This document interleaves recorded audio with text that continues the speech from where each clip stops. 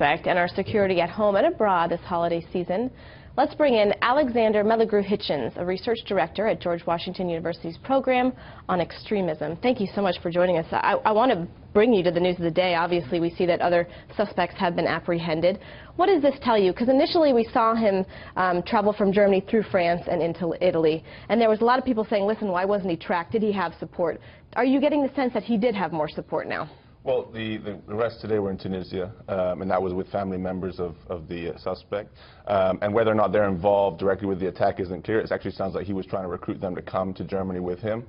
His travel from Germany to Italy, again, the details are not clear, but in the end, traveling around that part of the European Union is very easy. It's called the Schengen zone. It's a visa-free travel. Are you worried that he wasn't discovered earlier? Because when we had talked during the break, we had said, listen, Italian officials did apprehend him, but it was during a routine traffic stop.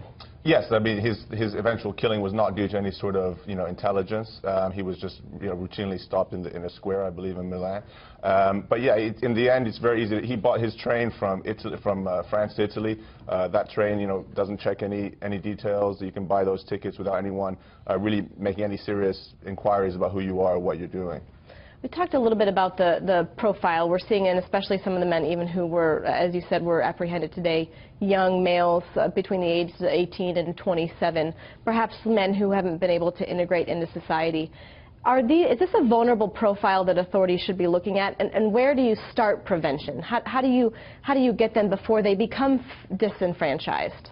It's very difficult. Look, he does fit, there is no terrorist profile, but he does fit a general trend and pattern, particularly in Europe, which is guys who were involved with petty crime, who go to jail, who end up making connections with extremists through criminal networks, and guys who are essentially rebelling against society. So do you focus on the networks in prisons and in jails? Absolutely. I mean, there are a number of people who radicalize and recruit in prisons, but these guys, they're looking for a way to revolt, and jihadist ideology is a classic sort of countercultural revolt movement, and these angry young men get drawn into the violence and the sort of prestige and adventure that comes with it.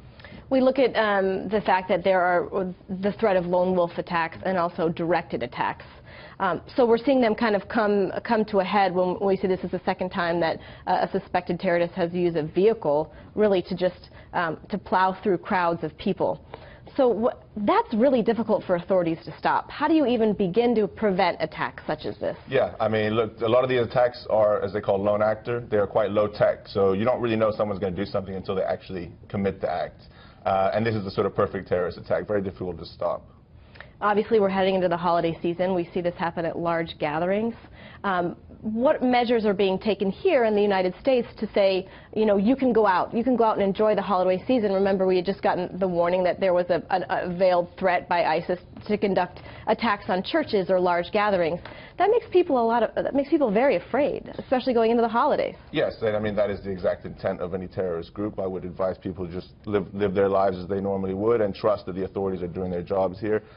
In general, the FBI and the police here do a very good job of stopping these attacks through a mixture of sting operations and other type of policing. All right, Alexander, thank you so much for joining us. Very interesting, and we are heading into the holidays, and it is scary. People are afraid. So thank you so much.